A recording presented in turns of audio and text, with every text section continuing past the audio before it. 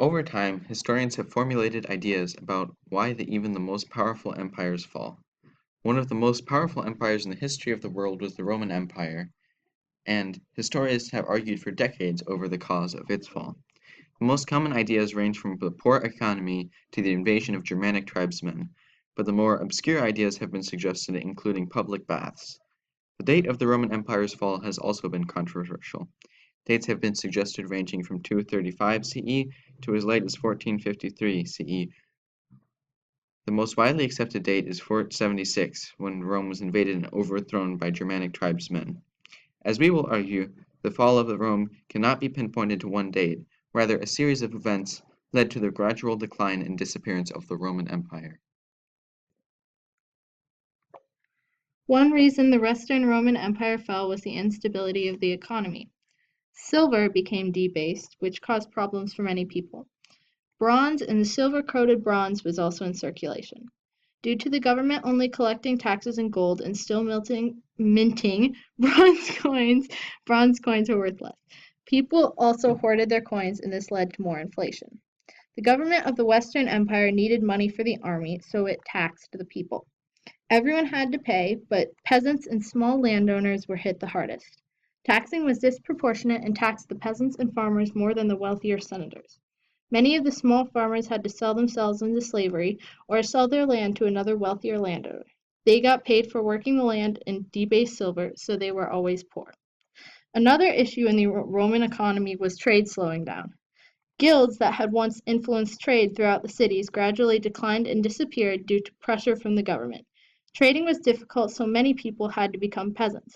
Courts of the provinces of Germany moved south, which in turn made people move south for trading opportunities.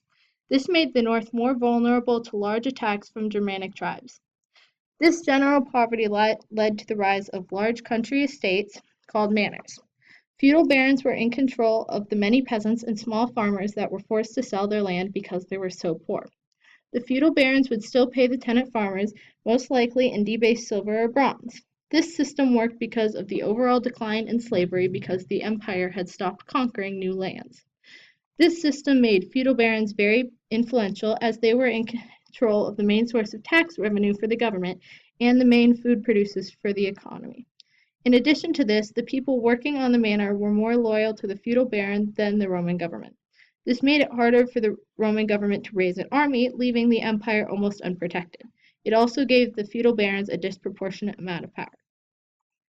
Overall, the economy was now split between the poorer people and the richer people. The poorer part of the economy was one that mainly used the almost worthless bronze coins and depended on distributions of necessities from their feudal barons. The richer part of the economy was one that used gold coins that could buy anything. The manor economy that was created weakened the ability to recruit for the army and gave a disproportionate amount of power to the feudal barons, which are both factors that led to Rome's downfall. Another thing that caused the economy to decline is when the peasants lost their freedom. This was caused by changes in the agricultural system. It started with there becoming fewer and fewer independent farmers.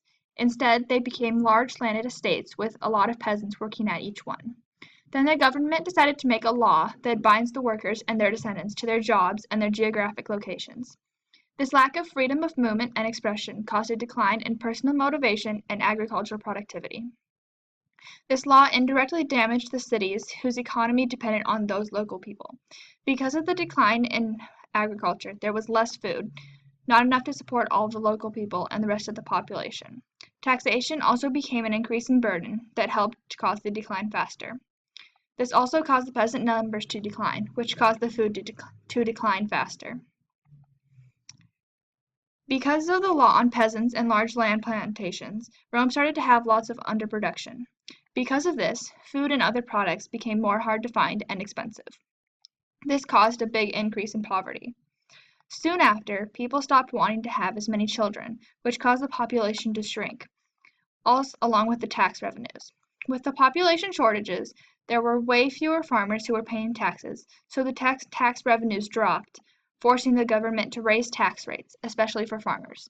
This caused more people to give up farming, worsening the agriculture production and making everything a lot harder for everyone else. In 285 CE, there was an emperor named Diocletian who came to power by rising through the ranks in the army. During his reign he made 4 major reforms. First, he split the Roman Empire into East and West, with each section having 2 main rulers, an Augustus and a Caesar. His second major reform was dividing the army into 2 sections. The first group was on the frontiers, protecting the borders from Germanic tribesmen, while the other group, which was more heavily trained, was stationed close by, protecting the Augusti. His third major reform was splitting the provinces up into 101 smaller provinces that were also grouped into 12 dioceses, and from there 4 prefectures. And his final but most influential reform was the recruiting of Germanic tribesmen into the Roman army. This greatly affected the empire in further years, becoming a problem after he left power in 305 CE. 19 years later, another memorable emperor, Constantine, came into power. He took over the entire empire during a civil war of East and West in 324 CE. Like Diocletian, he had several major changes made during his rule.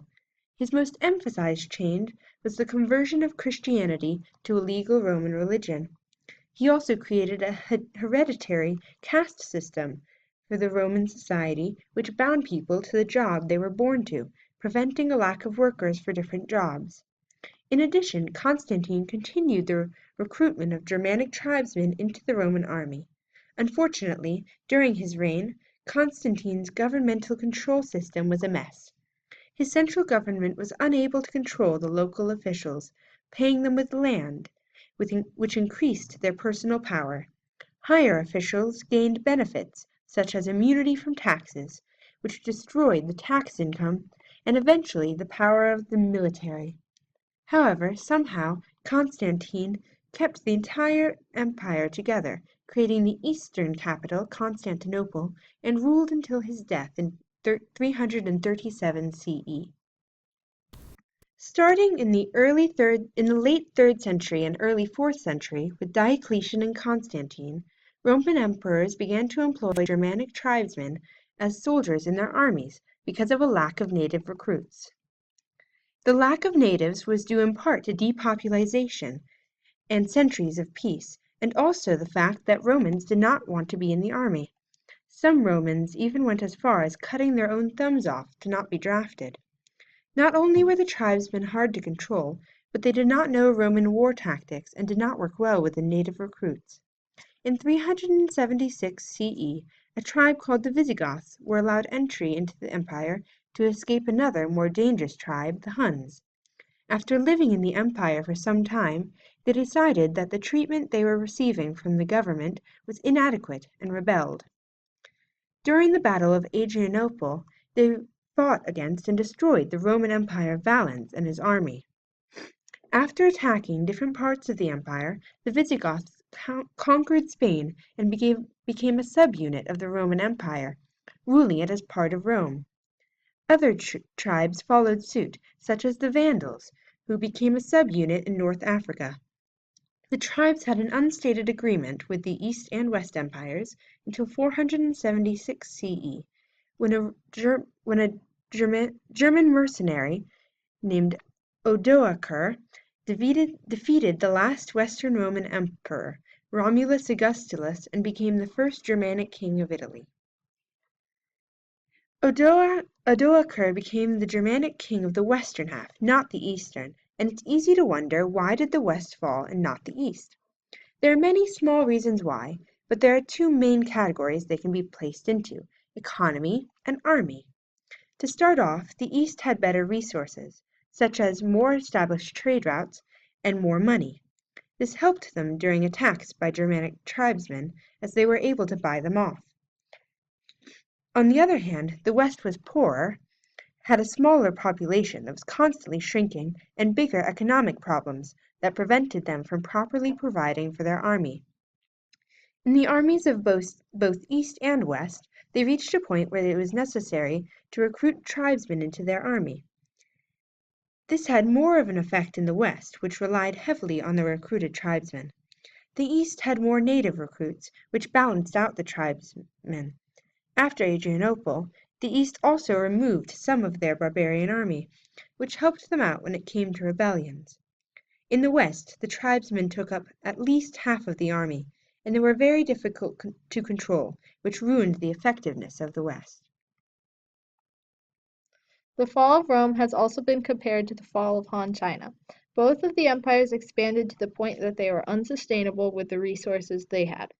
Han China and the Western Roman Empire had unstable central governments because of the growth of large landowning families which avoided taxes and took advantage of the peasants living on their land.